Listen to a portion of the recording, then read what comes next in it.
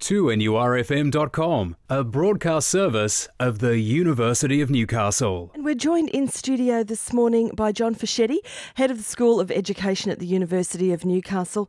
John, what an interesting couple of weeks it's been since we've spoken. We currently have a new Prime Minister and a new Education Minister.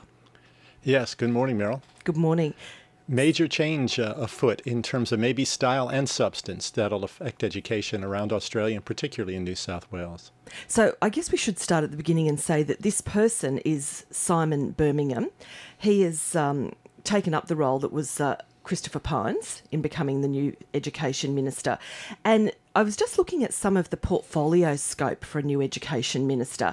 Of course, education policy and programs, including schools, vocational, higher education and Indigenous education, education and training transition policy and programs, science awareness programs in schools, training including apprenticeships and training services, and policy coordination and support for education exports and services, and income support policies and programs for students and apprentices. Now, that's all sort of policy speak, but in real person speak, John, can you explain really what is Simon Birmingham responsible for in terms of education? Well, because of the control of most of the school-age children education is state level, the minister at the federal level has more influence on tertiary or higher education. So there's a couple of trends I think we can anticipate working with what I think will be a very positive and progressive minister. One will be his background in leading the vocational education. I think you'll see starting very quickly an initiative to reboot vocational education to get upskilled current people in the trades or future people in high-paying jobs that there might be needs. For example, in and around Sydney, huge development and refurbishing of multiple homes and apartments and skyscrapers, shortage of labor workers. We're needing to import some of those workers from overseas. Why don't we upskill Australian workers to that task? That is more of a TAFE level of effort. The previous administrations at the state level seem to be cutting TAFE. I think you'll see Minister Birmingham reinstitute a major emphasis in vocational ed. There's some problems with that are related to the fact it can't be your uncle's vocational education. Today's technical and vocational education involves technology, it involves entrepreneurism, it involves people skills and high level of literacy and numeracy. So it isn't just learning to be a bricklayer or a paper hanger. It really has to be you're a business person as well as a pretty savvy entrepreneur. That aspect of things, it means it can't be the same as it was before and links to the overlap with the university education as well. So essentially, those trade skills that you may have had to learn in the past, you still need to have those, but you also need to have the additional technological skills to be able to operate a small business or just function well in the modern world. So the landscape has changed. Yeah, it's upskilled those professions. Yeah, so it can't be just to redo what we've done in the past.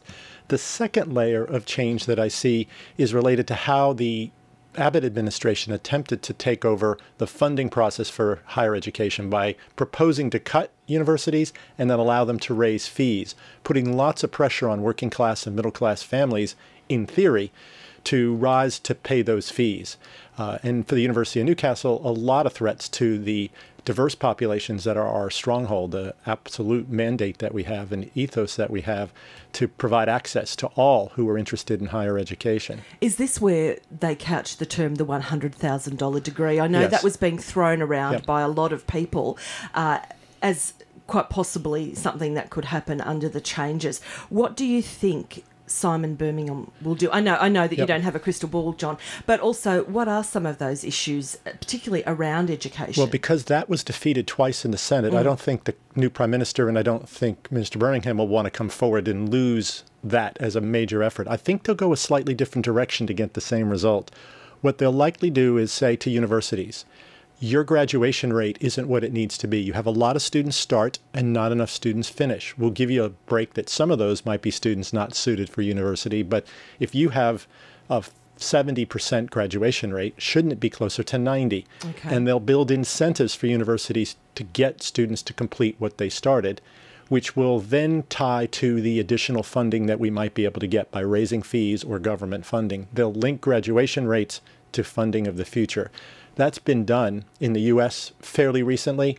There are some major benefits. There's some potential drawbacks to that process, as you might be aware. Okay. So then how does that trickle down to your faculty particularly, and in relation to teacher training and where we're taking, the new teachers of the future?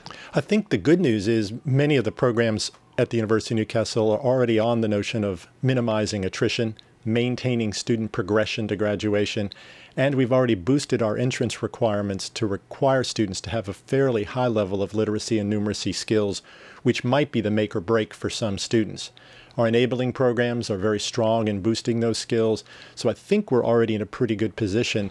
The key is that people don't get discouraged when they hear about those higher standards to think I could never meet them, that they're willing to come and give it a shot, because some of the rhetoric can actually accomplish the goal that was the Abbott administration's goal of discouraging entrance to the university, eliminating the demand-driven process and make it market-driven by just creating a negative climate. We actually saw enrollments around Australia go down with the threat of the $100,000 degree, even if it didn't happen.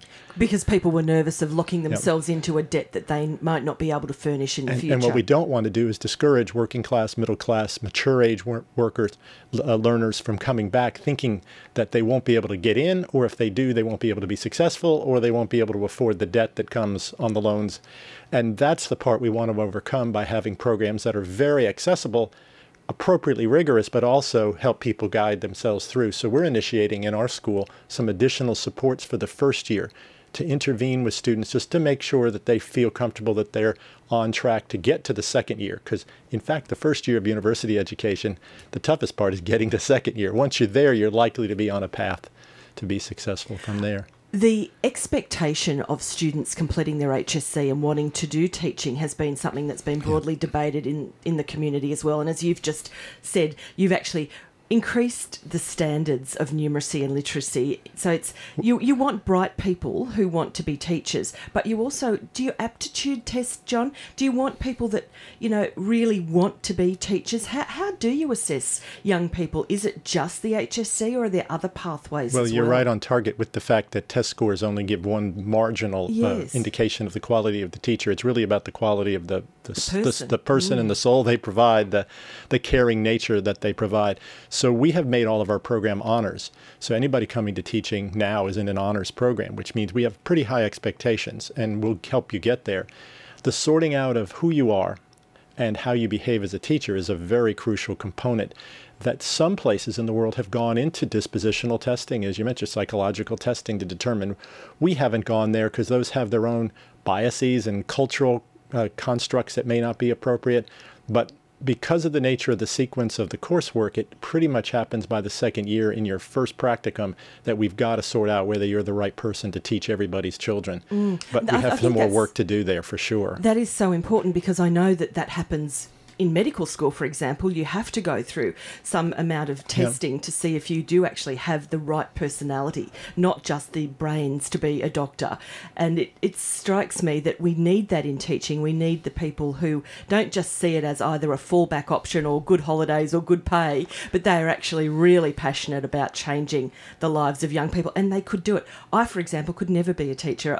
I would just, I know that I wouldn't cope well with all those little people asking me questions all day. Well, we've built in an interview process for our MTeach, our master's program, to come back to teaching, to help sort that out, because about half of all adults that think they might like to teach don't realize that there's a lot of children in schools and they come back every day, and you've got to be the type that's willing to do that. But my guess is you're a great teacher, you're as a mother, and the airwaves are one of the lessons that you get to teach every day. You're too kind. John Fischetti, until next fortnight when the school holidays will be over, we'll chat again. Great. Thanks, Meryl. John Fischetti, Head of the School of Education at the University of Newcastle. And John joins us every second Tuesday. Make sure you don't miss a moment of it.